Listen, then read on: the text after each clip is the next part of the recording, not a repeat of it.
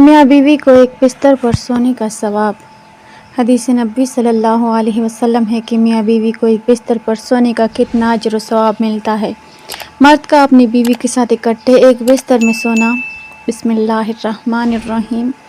شوہر اپنی بیوی کے ساتھ کیسے سلوک کرے، اس حوالے سے اللہ پاک کے آخری نبی حضرت محمد صلی اللہ علیہ وسلم کی زندگی بحیثیت شوہر ہمارے لیے بہترین نمونہ ہے۔ ایک بہترین اور عظیم شوہر کے لیے جن خصوصیات کا تصور کیا جاتا ہے وہ ساری کی ساری خصوصیات ہمارے پیارے آقا صلی اللہ علیہ وسلم کی ذات و صفات میں کامل طور پر موجود تھیں۔ زمانہ جاہلیت میں بیویوں پر جو ظلم و ستم کے پہاڑ توڑے جاتے تھے اسے سن کر ہی کلیجہ منہ کو آتا ہے، مگر بدقسمتی سے ہمارے معاشرے کی حالت بھی اس سے کچھ کم نظر نہیں آتی۔ بیوی کو تنگ کرنا، جبری طور پر مہر معاف کروانا، اس کے حقوق ادا نہ کرنا، ذہنی اذیتیں دینا، ناراض ہو کر عورت کو اس کے ماں باپ کے گھر بٹھا دینا، اپنے گھر میں رکھ کر قید بند کر دینا، دوسروں کے سامنے ڈانٹ ڈپٹ کرنا، مارنا پیٹنا بلکہ قتل تک کر دینا۔ الغرض ظلم و ستم کی وہ کون سی صورت ہے جو ہمارے معاشرے میں نہیں پائی جاتی؟ البتہ جو اسلامی تعلیمات پر صحیح طور پر عمل کرتے ہیں وہ ان نازیبہ سرگرمیوں سے محفوظ رہتے ہیں، کیونکہ اسلام نے اس سوچ کی حوصلہ شکنی کی اور بیویوں کے ساتھ اچھا برتاؤ کرنے کا حکم دیا۔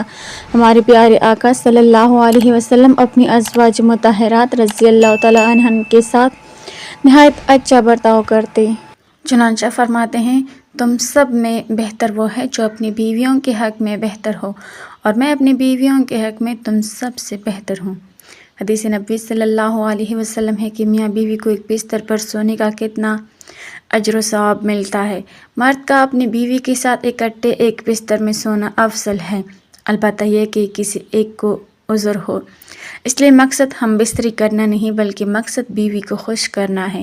بیوی کا دل خوش کرنے کے لیے ایام کے دنوں میں بھی اس کے قریب ہو جانا، گویا یہ بھی نبی کریم صلی اللہ علیہ وسلم کی سنت ہے۔ اس کے ساتھ ایک اور حدیث آپ کے سامنے پیش کرتے ہیں۔ حضرت انس بن مالک رضی اللہ تعالی عنہ سے روایت ہے کہ نبی کریم صلی اللہ علیہ وسلم نے فرمایا، جن دو مسلمان میاں بیوی کے 3 بچے فوت ہو جائیں جو گناہ کی عمر کو نہ پہنچے ہوں تو اللہ تعالیٰ ان پر رحمت فرما کر انہیں جنت میں داخل کر دے گا۔ حضرت سہل بن سعد ساعدی رضی اللہ تعالی عنہ سے روایت ہے کہ حضرت عویمر رضی اللہ تعالی عنہ حضرت عاصم بن عدی رضی اللہ تعالی عنہ کے پاس آئے اور کہا، مجھے رسول اللہ صلی اللہ علیہ وسلم سے یہ بات پوچھ کر بتائیں کہ اگر کوئی شخص اپنی بیوی کے ساتھ کسی غیر مرد کو گناہ میں ملوث دیکھے اور غصے میں آ کر اسے قتل کر دے تو کیا اسے قصاص میں قتل کیا جائے گا، ورنہ وہ کیا کرے؟ حضرت عاصم رضی اللہ تعالی عنہ نے رسول کریم صلی اللہ علیہ وسلم سے یہ مسئلہ دریافت کیا تو رسول اللہ صلی اللہ علیہ وسلم نے اس قسم کے سوالات کو ناپسند فرمایا۔ بعد میں حضرت عویمر رضی اللہ تعالی عنہ حضرت عاصم رضی اللہ تعالی عنہ سے ملے تو ان سے دریافت کیا اور کہا، تم نے کیا کہا؟ انہوں نے کہا کہ ہوا یہ ہے کہ تجھ سے مجھے بلائی نہیں پہنچی۔ میں نے رسول اللہ صلی اللہ علیہ وسلم سے مسئلہ دریافت کیا تو آپ نے سوالات کو ناپسند فرمایا۔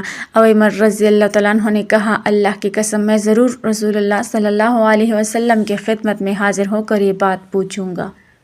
چنانچہ وہ رسول اللہ صلی اللہ علیہ وسلم کی خدمت میں حاضر ہوئے تو معلوم ہوا کہ آپ پر ان کے بارے میں وحی نازل ہو چکی ہے۔ آپ نے ان دونوں میاں بیوی میں لعن کروا دیا۔ عویمر رضی اللہ تعالیٰ عنہ نے کہا، اللہ کے رسول، اگر اب میں اس عورت کو گھر لے جاؤں تو اس کا مطلب یہ ہے کہ میں نے اس پر جھوٹا الزام لگایا ہے۔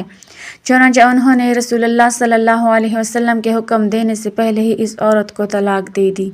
پھر لعن کرنے والوں میں یہی طریقہ جاری ہو گیا۔ اس کے بعد نبی کریم صلی اللہ علیہ وسلم نے فرمایا، دیکھو اگر اس عورت کے ہاں سیاہ رنگ، سیاہ آنکھوں والا، بڑی سرینوں والا بچہ پیدا ہو تو میرے خیال میں عویمر رضی اللہ تعالیٰ عنہ نے یقیناً سچ کہا ہے، اور اگر اس کے ہاں بیر بہوٹی جیسا سرخ بچہ پیدا ہو تو میرے خیال میں عویمر نے ضرور جھوٹ بولا ہے۔ راوی بیان کرتے ہیں، پھر اس عورت کے ہاں وہی بچہ پیدا ہوا جس کی صفات نبی کریم صلی اللہ علیہ وسلم نے بیان فرمائی تھی۔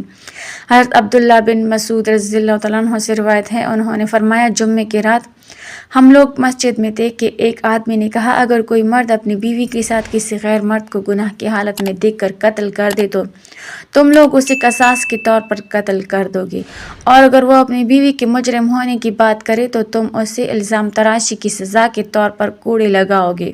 قسم ہے اللہ کی میں یہ بات ضرور نبی کریم صلی اللہ علیہ وسلم سے عرض کروں گا۔ آخرکار اس نے نبی کریم صلی اللہ علیہ وسلم سے ذکر کر دیا تو اللہ تعالیٰ نے لعان کی آیت نازل فرمائی۔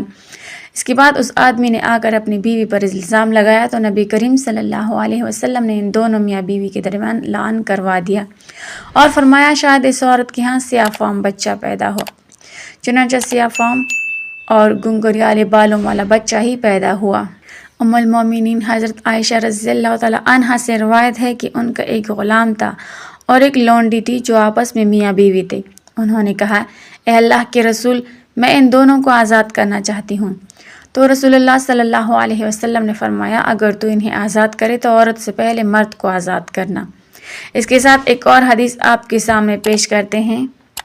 حضرت انس بن مالک رضی اللہ تعالیٰ عنہ سے روایت ہے نبی کریم صلی اللہ علیہ وسلم نے فرمایا جن دو مسلمان میاں بیوی کے 3 بچے فوت ہو جائیں جو گناہ کی عمر کو نہ پہنچے ہوں تو اللہ تعالیٰ ان پر رحمت فرما کر انہیں جنت میں داخل کر دے گا۔ حضرت ابو ہریرہ رضی اللہ تعالیٰ عنہ سے روایت ہے رسول اللہ صلی اللہ علیہ وسلم نے فرمایا جب تک میں تمہیں کسی معاملے میں آزاد چھوڑے رکھوں تب تک تم بھی مجھے چھوڑے رکھو، بلا وجہ سوال نہ کرو، کیونکہ تم سے پہلے لوگ اپنے انبیاء علیہ السلام سے سوالات کرنے اور پھر ان کے احکام کی مخالفت کرنے سے ہی ہلاک ہوئے۔ لہٰذا جب میں تمہیں کسی کام کا حکم دوں تو حسب ہمت اس کی تعمیل کرو، اور جب کسی کام سے منع کر دوں تو اس سے رک جاؤ۔ حضرت ابو ہریرہ رضی اللہ تعالیٰ عنہ سے روایت ہے رسول اللہ صلی اللہ علیہ وسلم نے فرمایا جس نے میری اطاعت کی اس نے اللہ کی اطاعت کی، اور جس نے میری نافرمانی کی اس نے اللہ کی نافرمانی کی۔